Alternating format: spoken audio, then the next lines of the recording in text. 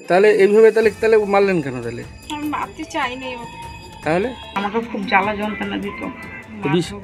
বিষ খাওয়াইছেন? বিবাহ বহির্ভূত সম্পর্কের জেরে স্বামীকে খাবারের সঙ্গে বিষ মিশিয়ে মেরে ফেলার অভিযোগ উঠল স্ত্রীর বিরুদ্ধে।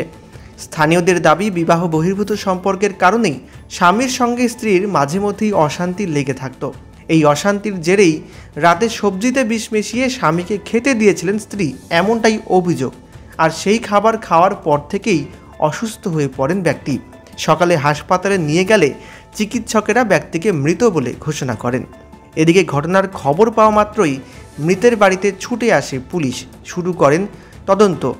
প্রাথমিক তদন্তে পুলিশি জেরায় মৃতের স্ত্রী স্বীকার করেন বিষ মেশানোর কথা।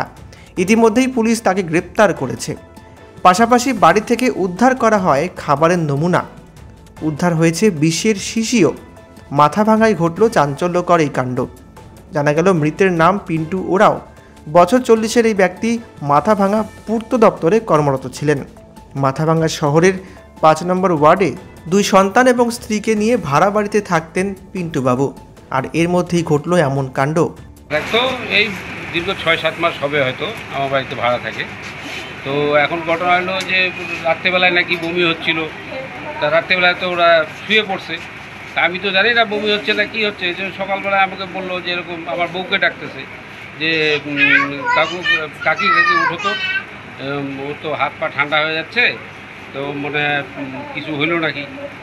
তারপরে আমার বউ আমাকে ডাক দিল, আমি ঘুমিয়েছিলাম, আমাকে ডাক দিল, আমি আসলাম, আইসে দিকে হাত পা ঠান্ডা। তখন আমি বললাম যে না, সঙ্গে সঙ্গে একে হাসপাতাল নিতে হবে। আমি তাড়াতাড়ি পরে জামা কাপড় পরে আমি তাড়াতাড়ি টোটো ডাক দিয়ে নিয়ে আমি হাসপাতাল নিয়ে গেছি। এবার বউকে সঙ্গেও নিয়ে গেছি।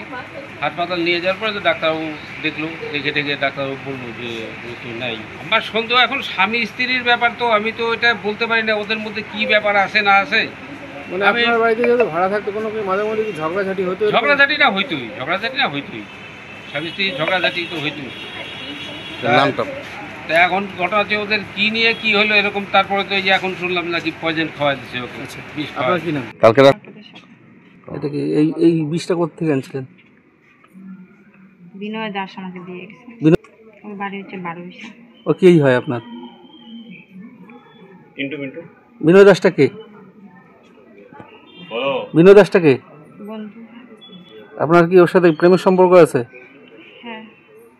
এর সাথে সম্পর্ক করার জন্য স্বামীকে মারলেন? আমি মারতে চাইনি। তাহলে মারলেন কেন? ও আমাকে বলেছে মার ওকে। মানে স্বামী কি জানতো এই ব্যাপারটা, বিনয়ের সাথে সম্পর্কের ব্যাপারটা? হ্যাঁ, ও জানে। ও কি আসতো ওই জায়গায়? আসতো না। আসতো না? দেখা করতেন?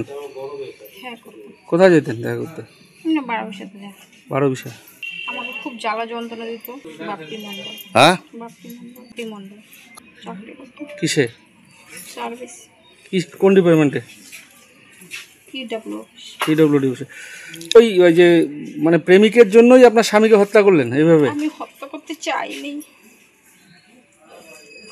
তাহলে এইভাবে তাহলে মারলেন কেন? তাহলে আমি মারতে চাইনি। তাহলে বিষ যে মিশালেন ইসের সঙ্গে সবজিতে, কবে দিয়ে গেছিল বিনয় এই বিষটা আপনাকে? মানে এই বুদ্ধিটা আপনাকে কে দিয়েছিল? পরিকল্পনাটা কে করেছিল? বিনয়? হ্যাঁ। কবে আসছিল বিনয় এই বুদ্ধিটা দিয়েছিল? হইলো কয়েকদিন হলো।